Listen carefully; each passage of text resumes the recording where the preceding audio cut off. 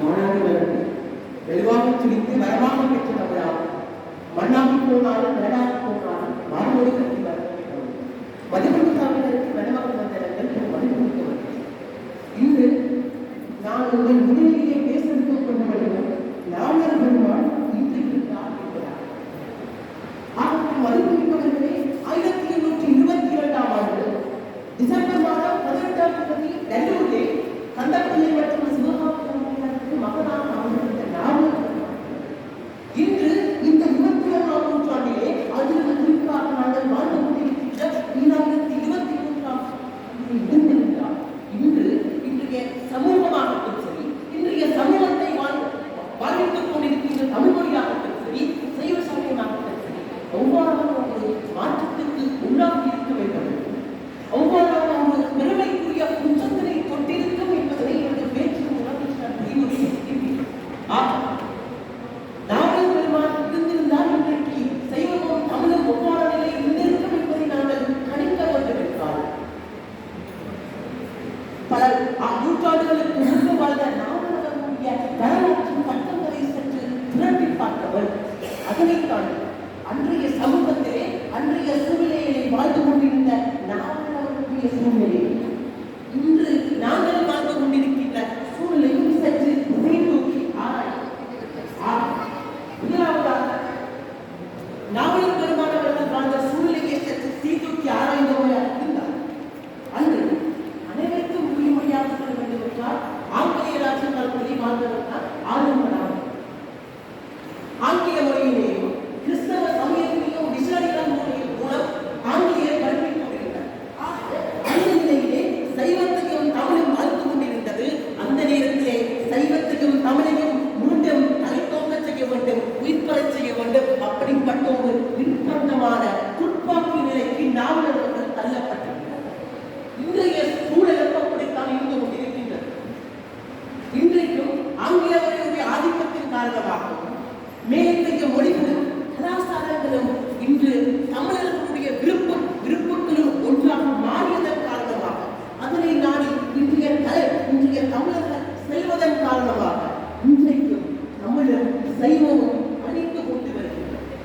குறிப்பாக அனைவருக்கும் உலகப்படியாக சொல்ல வேண்டும் என்றால் அன்றைக்கு விலைக்கும் இன்றைக்கு நாங்கள் இருக்கின்ற நிலைக்கும் ஒரு வித்தியாசம் தான்.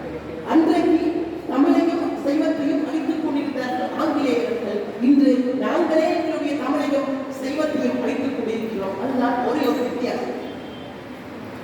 இன்றைக்கு சமூக வலைதளங்களிலே தமிழர்களை இன்று சைவத்தையும் தமிழையும் விமர்சிக்கிறார்கள், உன்னதமாக பேசிக் கொண்டிருக்கிறார்கள். குறிப்படியான நோய் பிரசனமான சுவை. இப்படிப்பட்ட ஒரு ஒருமைப்பாடான ஒரு சூழ்நிலையை வாழ்ந்து கொண்டிருந்த நாவலர்கள் தமிழை மீண்டும் மூர்க்கெடுக்க வேண்டும், தழைப்போங்க வேண்டும், மீண்டும் விழிப்புணர்வு செய்ய வேண்டும் என்ற காரணத்திற்காக பலதரப்பட்ட விடயங்களிலும் முன்னேற்றகரமான நிகழ்வுகளிலும் ஈடுபடுகிறார். முதலாவதாக நாவலர்கள் ஆங்கிலேயர்கள் சைவத்திற்கு எதிராக செய்ய பிரச்சாரங்களுக்கு எதிராக பல கண்டன பத்திரிகைகளை வெளியிட்டார். குறிப்பாக சொல்ல வேண்டும் என்றால் உதயவாணி என்ற ஒரு பத்திரிகையிலே வெளியிட்டார். அதனை தாண்டி சைவத்திற்கு எதிராக செய்த விடயங்களுக்கு சைவ சமயம் சார்பாக பல சொற்பொழிவுகளை மேற்கொண்டிருக்கிறார்.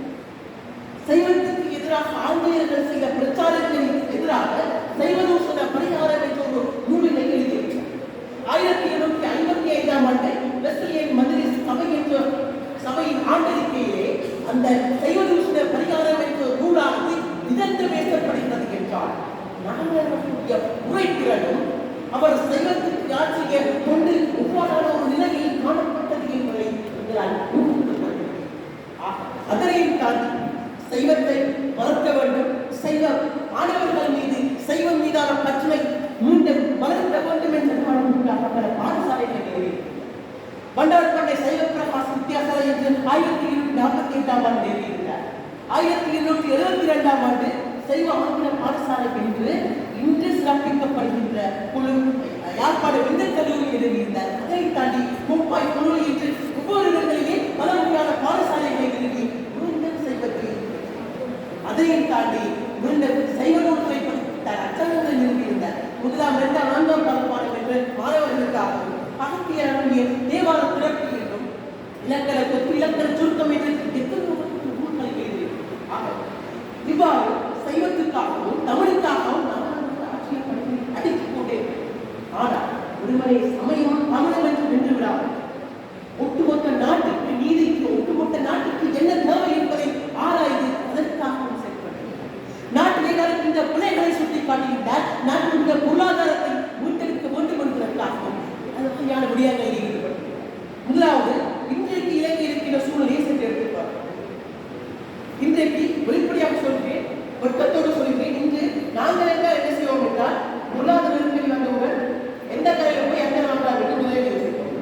அடுத்தது ஒரு கடைக்கு போனோம், அரைக்கிலோ தான் தருவோம், ரெண்டாவது கிலோ செய்தி எங்க வாங்குறது என்று யோசித்துக் கொண்டிருப்போம் ஒழிய, இப்படி சுயநலமாக யோசித்துக் கொண்டிருப்போம் ஒழிய, ஒவ்வொருவரே ஒரு கைக்கு சோற்றுக்காக இத்தனை பேர் இறங்கிக் கொண்டிருக்கின்றார்களே என்று அவர்களை பற்றி ஒரு துணி கூட ஒருவரும் சிந்திக்க இன்றைய காலகட்டத்தில் தயாராக இல்லை. ஆனால் அதே நேரத்திலே அவ்வாறுபட்ட ஒரு பஞ்சநிலையானது 1777ஆம் ஆண்டு இலங்கையிலே காணப்பட்டது. இதற்காக மகாசபை என்ற ஒரு இயக்கத்தை உருவாக்கி ஏழைகளுடைய பசியை நாவலாக நீக்கினார். அடுத்தது, இன்றைக்கு ஜனவரி மாதம் இலங்கையானது வங்குரோட்டு நாடு என்ற ஒரு முத்திரையை சாடினார். அப்படிப்பட்ட நேரத்தில் இலங்கையில் வாழ முடியாது, அப்படியாக எல்லாத்துக்கு போய் சுகபோகமாக வாழ வேண்டும் என்றுதான் நாங்கள் சிந்திக்கின்றோம் ஒழிய, எப்படி நாட்டுடைய பொருளாதாரத்தை முன்னேற்றுவது, நாட்டை பழைய நிலைமைக்கு எப்படி மாற்றுவது என்று சிந்திக்க யாரும் இல்லை. ஆனால் இன்றைய நேரத்தில் நாட்டினுடைய பொருளாதாரத்தை முன்னேற்ற வேண்டும் என்ற நலனுக்காக நாவலர்கள் வேளாண்மை சங்கம் என்ற ஒரு சங்கத்தை நிறுவுவதற்கு அதிக அக்கறை. அதனை தாண்டி அரச ஊழியர்களுடைய ஊழல்களை அன்றைக்கு சுட்டிக்காட்டுகின்றனர். இன்றைக்கு சர்வதேச நாணய நிதியமானது இலங்கைக்கு ஒரு பரிந்துரையை முன்வைக்கின்றது. என்னவென்றால், இலங்கை ஆன்லைன் சேஃப்டி, அதாவது இலங்கையில் நடக்கின்ற ஊழல்களை தவிர்ப்பதற்கு ஒரு விடயத்தினை பரிந்துரை செய்திருந்தது. அந்த இலங்கை நாடு செய்திருந்தது. ஆனால் இன்று வரை வெளிப்படையாக ஊழல்கள் இலங்கை நடந்து கொண்டுதான் இருக்கின்றன.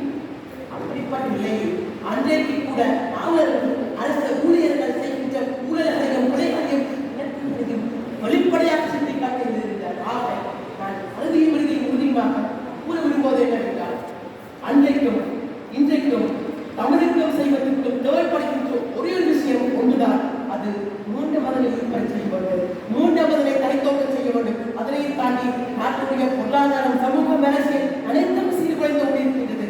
அதனை மீண்டும் முன்னேற்ற வேண்டும். அதற்கு தேவை அன்றைக்கு எவ்வாறு அழிந்து கொண்டிருக்கின்ற போது அவர்கள் உயிர்ப்பித்தாரோ அதை போன்று இன்றைய காலகட்டத்திலும் நாட்டினுடைய அரசியல், பொருளாதார, சமூக சூழ்நிலையாளர்கள் சரி, நாட்டினுடைய தமிழ்மொழி, சைவ சமயம் போன்ற அனைத்தையும் மீண்டும் உயிர்ப்பறை செய்வதற்கு நாங்கள் போன்ற ஒரு புண்ணியவான் தேவை.